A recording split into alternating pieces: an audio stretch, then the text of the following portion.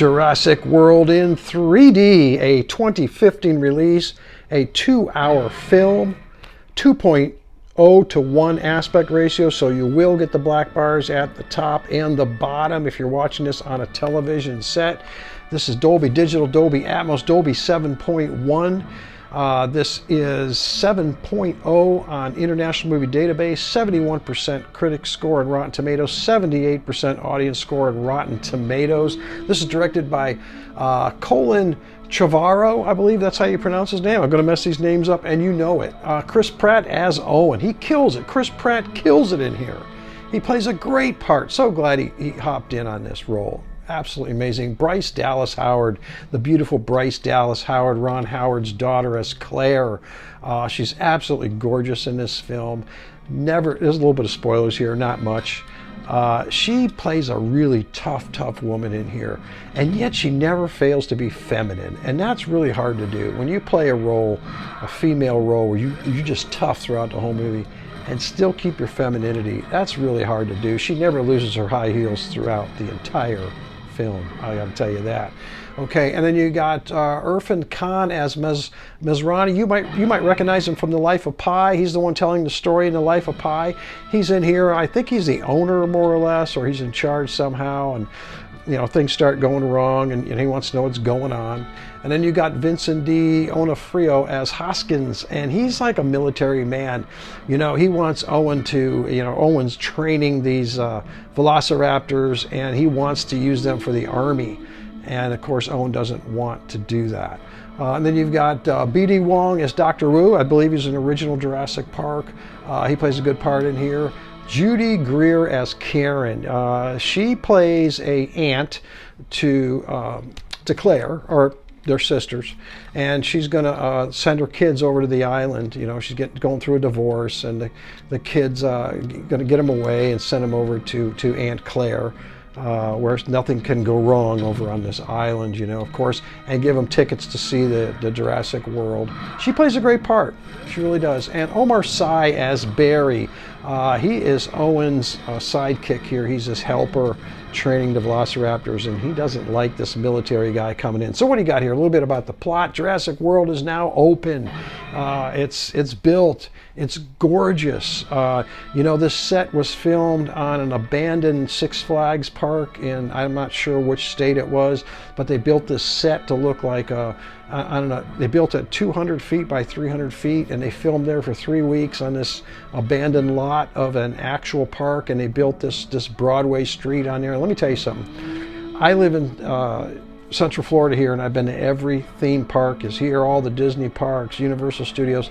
This looks exactly like it would look if this was real. There's no doubt about it. In fact, they came to Universal Studios and looked at some of the control rooms and stuff and patterned it after that. This is a fantastic world. They got this new dinosaur in here, this marine dinosaur, Monosaurus or something. I don't know what it is, but man, they got it in this big tank like a killer whale. It's absolutely cool dinosaur in here. Everything's going good. The people are having a lot of fun. There's a little bit about the plot here. No spoilers, hopefully. And then, of course, things are going to go wrong, right? They need money. The park needs money. They can't just keep making dinosaurs, so they have to start changing how they're going to make it with DNA and everything, and they create this Indominus Rex. Turns out to be a monster, a real killer, and there's a problem when this thing gets out. And we got a lot of the same theme going on here, but this movie pays homage to the old Jurassic Park. Everywhere you turn, there's an old sign from the park, an old Jeep from the park. There's a statue of John Hammond if you got to keep your eye out. There's a picture of Jeff Goldblum on a book. You got to keep your eye out. All these little Easter eggs that are in here. The music score is great. The music score fits very well. It's, you're on the edge of your seat. I love the way the story flowed. You got those kids coming over there. Parents are going to go through a divorce. Claire's supposed to be keeping an eye on them, but she doesn't do a very good job of that. She's busy. And then this monster gets out, the kids get lost, and now they got to find the kids, and Owen just plays a great part. I don't want to spoil too much of the movie if you haven't seen it. Like I said, the music score is absolutely great. I didn't have to mess with my volume much. Let's talk a little bit now about the 3D. The 3D is absolutely gorgeous. Let me just put it that way. It's gorgeous. It's just, the depths are incredible. The colors are incredible. You're not going to get a whole lot of pop-outs here. You're not going to get a whole lot of things flying out of the screen. There's one or two things, actually one thing that's going to make you jump. It's going to come right at you and out of the screen, but that is it. One thing. I'm not going to tell you when it happens. And then maybe one other small item that might leave the screen. Now, I call those pop-outs. There are quite a few stick-outs. That's where, Owen will be talking and his hand's out of the screen. Or there'll be a railing coming down from a set of stairs and it almost looks like it's coming into the room. There'll be some times when he's around his motorcycle looks like it's in the room. But that's about it for the negative parallax. Now, there are some scenes, with the velociraptors where their heads seems to be sticking out of the screen. That's negative parallax. That's good. There's some good negative parallax. But as far as pop-outs here, they really kept it to a minimum. I guess at that time it was considered maybe gimmicky. I don't know. But they kept that to a minimum. But it made the 3D very, very pleasant. This, to me, is right on the borderline. It's just above the borderline of being something that you would want to show somebody that has never seen 3D or a reference quality movie. This is a reference quality movie. This is for somebody that says, I'm not sure about 3D. I'm afraid it's going to hurt my eyes. I tried it one time. It bothered me.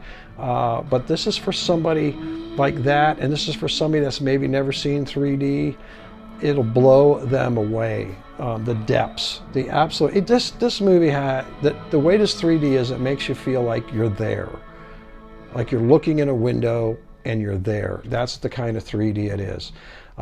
It's not the pop out in your face, but that makes it very, very good for what it is. And I would not want to watch this in any other way but in 3D. Now, I've seen this. This is the third time I've watched it. I watched it once. I watched it again.